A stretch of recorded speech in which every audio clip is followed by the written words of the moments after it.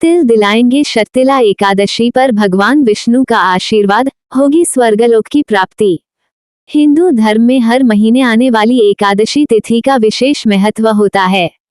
इसी क्रम में साल में आने वाली सभी एकादशियां बहुत शुभ होती हैं और इस दिन भगवान विष्णु की विधि विधान से पूजा की जाती है।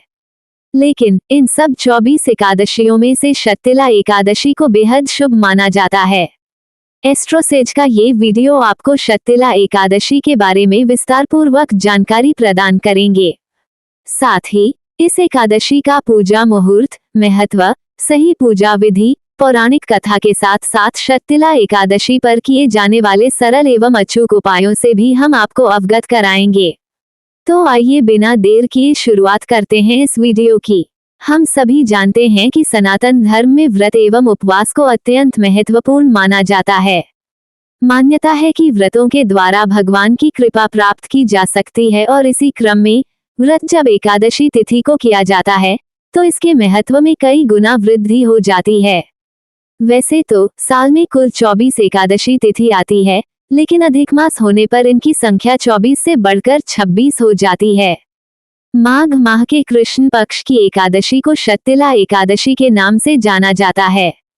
इस एकादशी को शततिल एकादशी या तिला एकादशी भी कहा जाता है, क्योंकि शततिला एकादशी में तिल का उपयोग शुभ माना जाता है। शततिला एकादशी 2024 तिथि व समय। हिंदू पंचांग के अनुसार हर साल शततिला एकादशी माघ माह के कृष्ण पक्ष की 11वीं तिथि को आती है। वर्ष 2024 में शततिला एकादशी 6 फरवरी 2024 मंगलवार को पड़ेगी। एकादशी तिथि की शुरुआत 5 फरवरी 2024 की शाम 05:27 पर होगी और इसकी समाप्ति अगले दिन 6 फरवरी 2024 की शाम 04:10 पर हो जाएगी। उदया तिथि के अनुसार शततिला एकादशी का व्रत 6 फरवरी 2024 को ही किया जाएगा। शततिला एकादशी 2024 व्रत मुहूर्त। शततिला एकादशी पारण मुहूर्त 7 फरवरी 2024 की सुबह 07:06 से 09:17 तक। अवधि 02 घंटे 11 मिनट। शततिला एकादशी का महत्व। अगर हम शततिला एकादशी के अर्थ की बात करें तो इस एकादशी को तिल से जोड़ा गया है और इसके अंतर्गत 6 तरह के तिलों का उपयोग किया जाता है। इस वजह से ही इसे शततिला एकादशी कहा जाता है। मान्यता है कि हिंदू कैलेंडर में माघ का महीना भगवान श्रीहरि विष्णु को अति प्रिय होता है। माघ मास के कृष्ण पक्ष की 11वीं तिथि को शततिला एकादशी के रूप में जाना जाता है। जो भक्त शततिला एकादशी व्रत को पूरी आस्था एवं श्रद्धा के साथ रखते हैं, उन्हें अपने जीवन में धन समृद्धि और उत्तम स्वास्थ्य का आशीर्वाद मिलता है। इस दिन सच्चे मन से विष्णु जी की उपासना करने से व्यक्ति की सभी मनोकामनाएं पूरी होती हैं। मान्यता है कि शततिला एकादशी व्रत से कन्यादान के समान ही फल की प्राप्ति होती है। सामान्य शब्दों में कहें तो मनुष्य को जितना पुण्य कन्यादान, स्वर्ण दान और हजारों वर्षों तक तप करने से मिलता है, उतनी ही पुण्य की प्राप्ति शततिला एकादशी व्रत करने मात्र से हो जाती है। साथ ही घर परिवार में भी सुख शांति बनी रहती है। जातक धरती पर सभी तरह के सुखों का आनंद लेता है और मृत्यु के बाद मोक्ष को प्राप्त होता है। मान्यताओं के अनुसार इस एकादशी पर भक्त जगत के पालनहार भगवान विष्णु का आशीर्वाद पाने के लिए उनकी पूजा अर्चना विधि पूर्वक करते हैं। यह एकादशी भक्तों का पाप नष्ट करने का भी सामर्थ्य रखती है, इसलिए इस दिन मनुष्य के पापों को नष्ट करने वाला पापहरणी व्रत शततिला एकादशी व्रत के अनुरूप ही रखा जाता है। भक्तजन इस व्रत को बहुत ही आस्था और श्रद्धा के साथ रखते हैं। शततिला एकादशी में तिल का महत्व। शततिला एकादशी के दिन तिल का उपयोग करना बहुत शुभ माना जाता है। पौराणिक मान्यता है कि श्रीहरि विष्णु के पसीने से तिल की उत्पत्ति हुई है, इसलिए इस एकादशी के दिन तिल का उपयोग धन, समृद्धि और वैभव की प्राप्ति के लिए किया जाता है। शततिला एकादशी पर तिल का दान, तिल का स्नान, तर्पण आदि कार्य करने की परंपरा है और इन कार्यों को करना आपके लिए फलदायी साबित होता है। शततिला एकादशी पर तिल का इस्तेमाल 6 तरीकों से किया जाता है, जो कि इस प्रकार हैं। तिल से स्नान करें, तिल का उपटन लगाएं, तिल मिला हुआ जल पिएं, तिल का हवन करें, तिल का तर्पण करें। तिल का भोजन करें। तिल से जुड़ी ऐसी मान्यता है कि शर्तिला एकादशी के दिन तिल का दान करने से व्यक्ति को स्वर्ग लोक की प्राप्ति होती है। कैसे करें शर्तिला एकादशी व्रत? यदि आप शर्तिला एकादशी का व्रत करने के बारे में सोच रहे हैं, तो इस व्रत को रखने के 2 तरीके हैं। पहला निर्जला व्रत और दूसरा फलाहारी व्रत।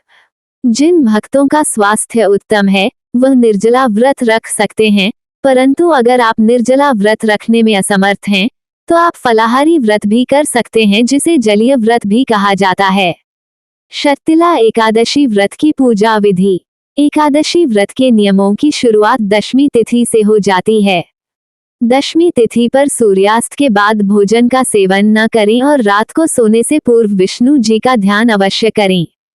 शर्तिला एकादशी के दिन भक्त को प्रातः काल उठकर नित्य कर्मों से निवृत्त होने के बाद जल में तिल डालकर स्नान करना चाहिए। इसके पश्चात भगवान विष्णु का ध्यान करते हुए व्रत का संकल्प करें। साथ ही जगत पालनहार विष्णु जी की तस्वीर या प्रतिमा को चौकी पर स्थापित करें। अब इन मूर्तियों पर गंगाजल में तिल मिलाकर छिड़काव करें और साथ ही पंचामृत से इनका स्नान करें।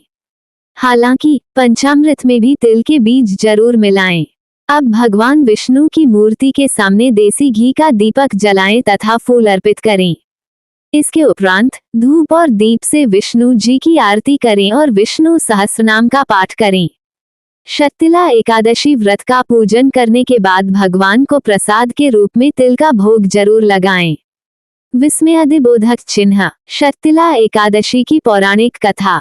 धर्म ग्रंथों में शर्तिला एकादशी से जुड़ी पौराणिक कथा का वर्णन किया गया है, जो इस प्रकार है। एक बार नारद मुनि भगवान विष्णु के धाम बैकुंठ गए और वहां जाकर उन्होंने विष्णु जी से शर्तिला एकादशी व्रत के महत्व के बारे में पूछा। नारद जी द्वारा आग्रह किए जाने पर भगवान विष्णु ने बताया कि प्राचीन काल में पृथ्वी पर एक ब्राह्मण की पत्नी रहती थी और उसके पति की मृत्यु हो चुकी थी। वह मेरी भक्त थी और सच्चे हृदय से मेरी पूजा अर्चना किया करती थी। इस प्रकार उसने मुझे प्रसन्न करने के लिए एक बार 1 महीने तक व्रत किया और मेरी विधि पूर्वक आराधना की। इस व्रत के प्रभाव से उसका शरीर शुद्ध हो गया, लेकिन कभी भी वह ब्राह्मण और देवताओं के लिए अन्न दान नहीं किया करती थी।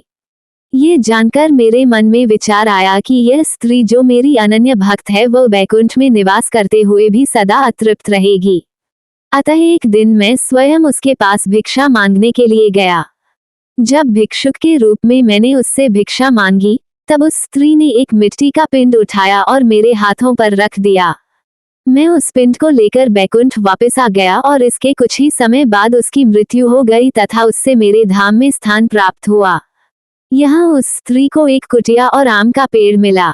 वो खाली कुटिया को देखकर घबराते हुए मेरे पास आए और कहा, मैं तो हमेशा से धर्म का पालन करने वाली रही हूँ, फिर मुझे खाली कुटिया क्यों मिली प्रभु?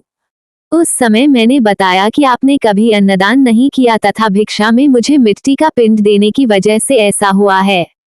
भगवान विष्णु ने आगे कहा कि जब देव कन्याएं आपसे मिलने के लिए आपकी कुटिया में आए, तो आप तब तक द्वार न खोलना जब तक वो आपको शर्तिला एकादशी व्रत का विधान न बता दें।